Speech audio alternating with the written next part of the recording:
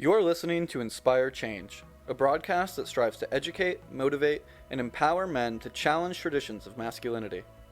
To guide us through the intricacies and intersections of emotions, relationships, and male identity is renowned psychologist, author, and speaker Gunter. This is Inspire Change. Before I begin the actual podcast, I would like to respectfully acknowledge the Gadigal people of the Eora Nation, who are the traditional custodians of the land on which I work. I would also like to pay my respects to their elders past and present. Welcome to my podcast, Inspire Change with Gunter. That's me. Now, in the last episode, I talked about fairy tales that we tell ourselves, and essentially I was talking about negative narratives. And so I want to carry on with that theme, but I want to talk to all you dads out there, basically, because I'm very much in favour that we as fathers need to be very involved in our children's lives and bringing them up. Now, we also want to give them a really good platform to start with. But in order to do that, I, as the dad, need to understand myself significantly better than what it appears that some dads do. So let me firstly start by defining again, for all of those of you who haven't heard the previous podcast, what negative narratives are. Now, I used the metaphor of fairy tales, negative fairy tales. That we tell ourselves stories that have no basis in reality, really. And so, my premise is that whatever negative narrative that I have running in my head is fundamentally not just going to affect me, but it's also going to leak out into my relationships.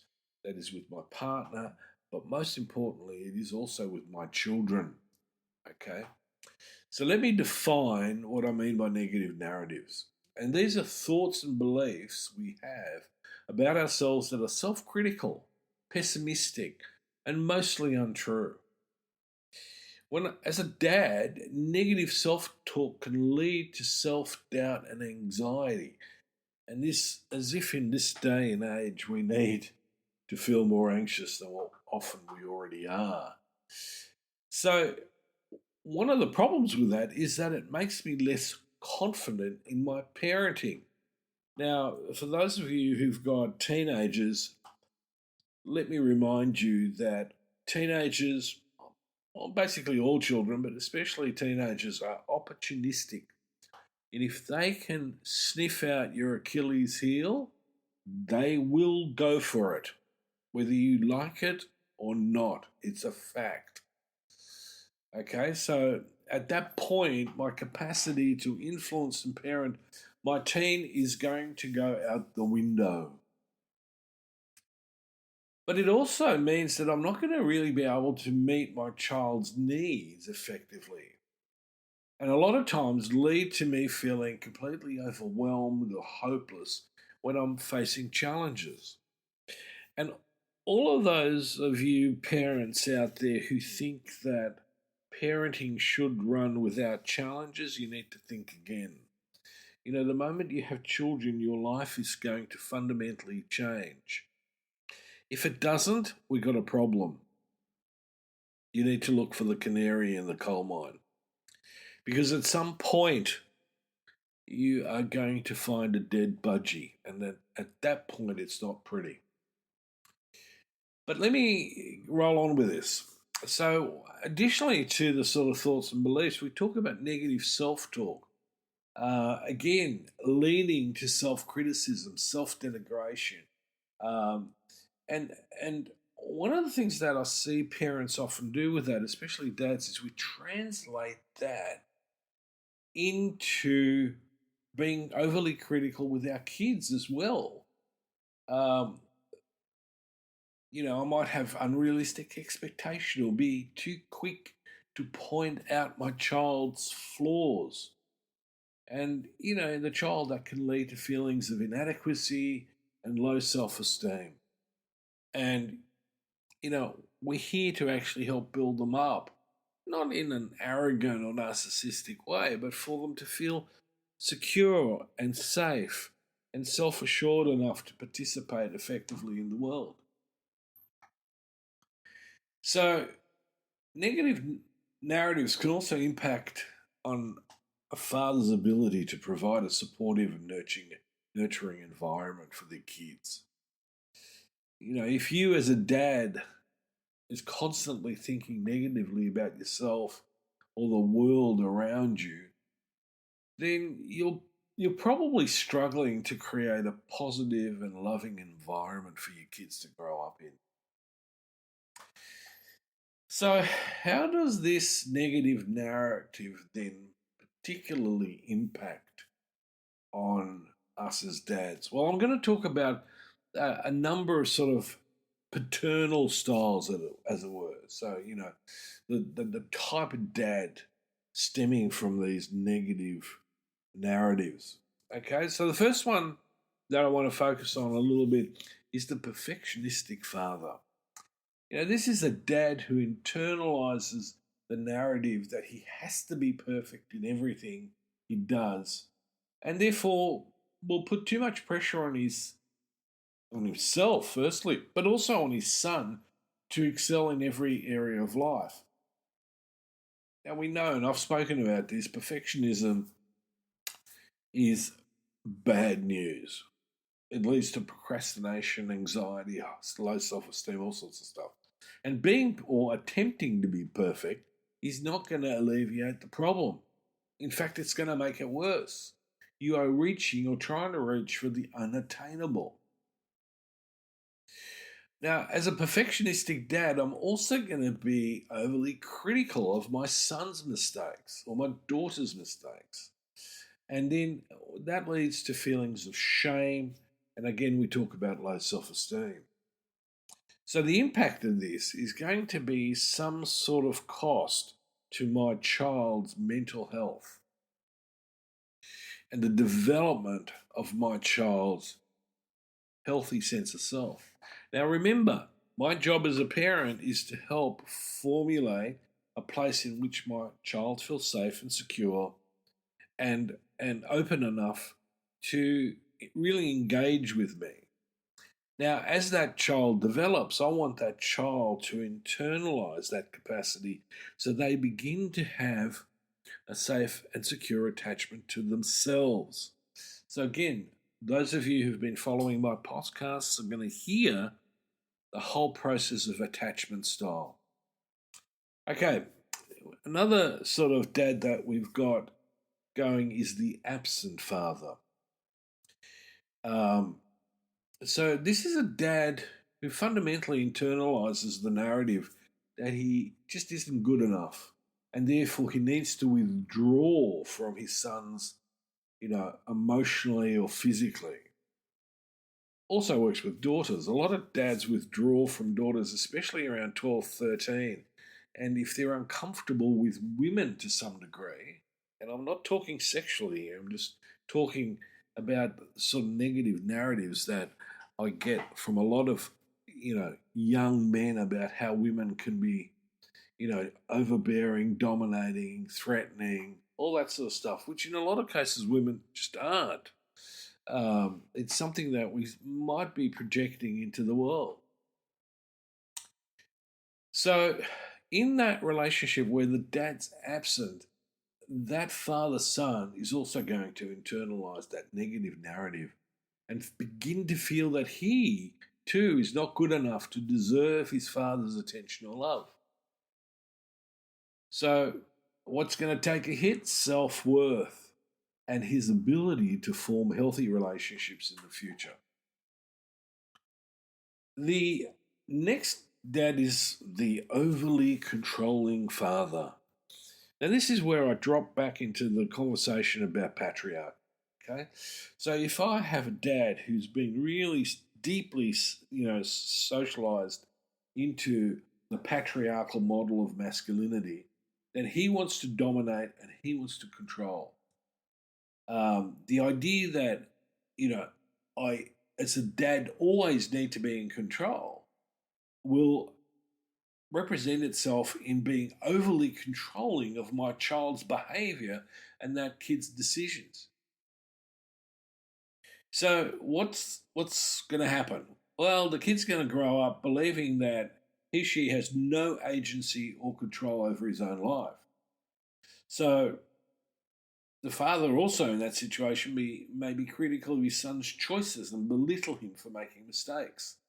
You know, shaming your son especially is not a good thing to do. You know, that is a definite guarantee for future therapy.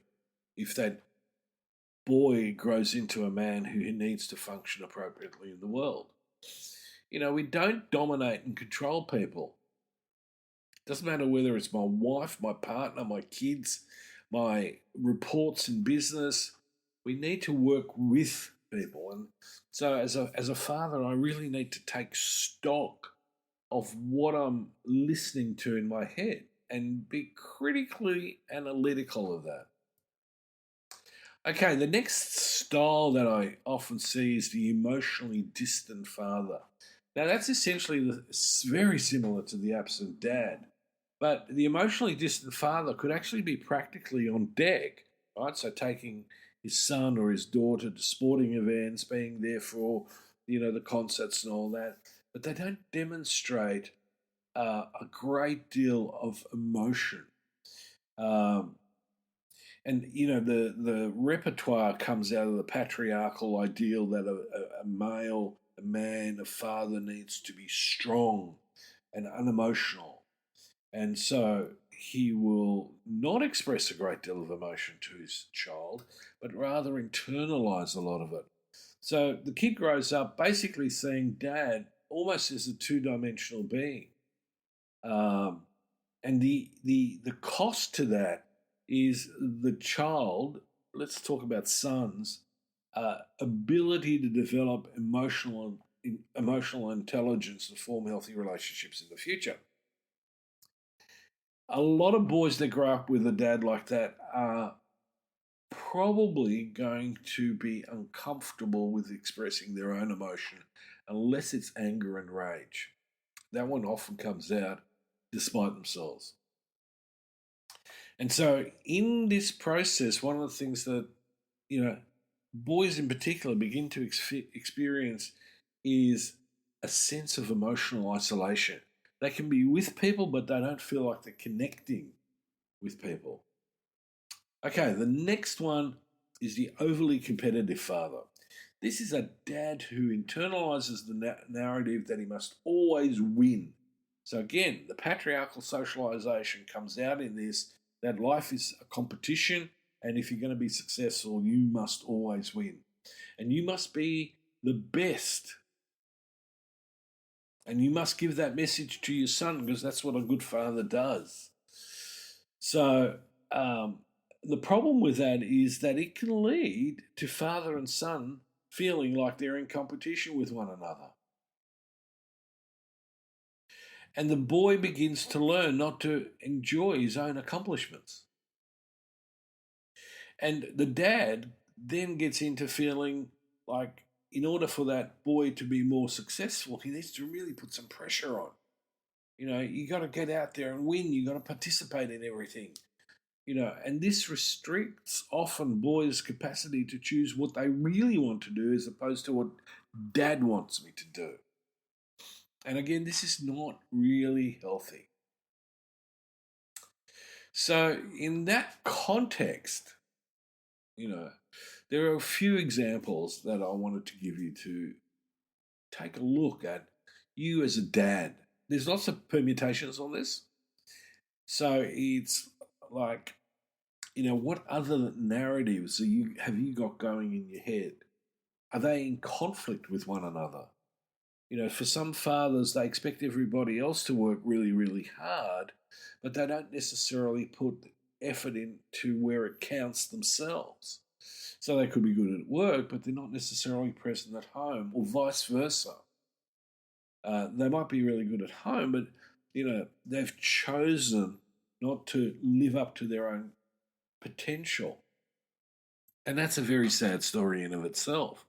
I work with a lot of men who are capable of a lot of things, a lot of great things, but their belief in themselves is so low that they don't really test themselves. They fear failure. And in some instances, not only do they fear failure, but they also fear success. They don't know what to do with this stuff. Now, again, if you as a dad are going through any of this, then the chances are that your son especially will begin to pick up on this. They will begin to either rebel, push against it, or they will comply in a sense. Subconsciously, we fall into similar things. I mean, one of the things I often talk about is as a parent, I remember the first time I was really challenged in a situation with my daughter.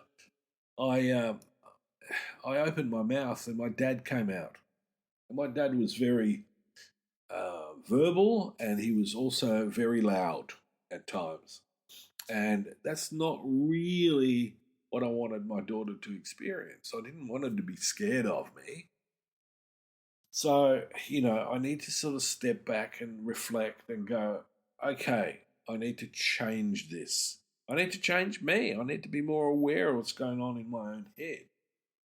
So, again, we come back to what do I do with this? Practice self awareness. Challenge your negative thinking. Practice some self compassion.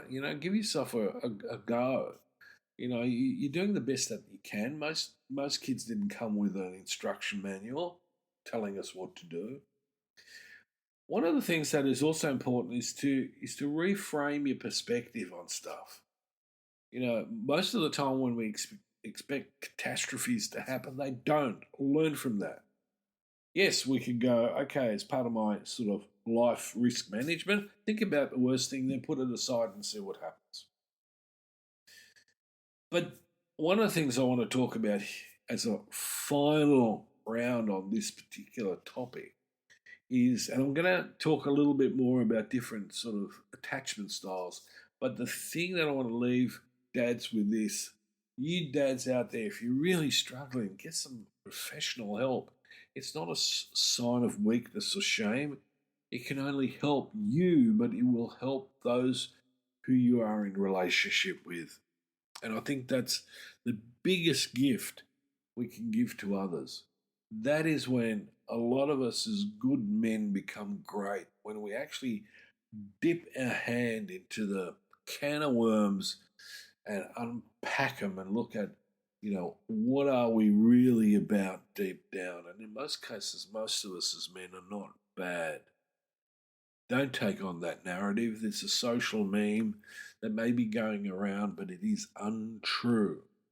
Fortunately, some men are seduced to the dark side where we get this misogynistic rubbish peddled by people like, Andrew Tate, the incels, the pickup artists. Stay away from that stuff. That is just poison.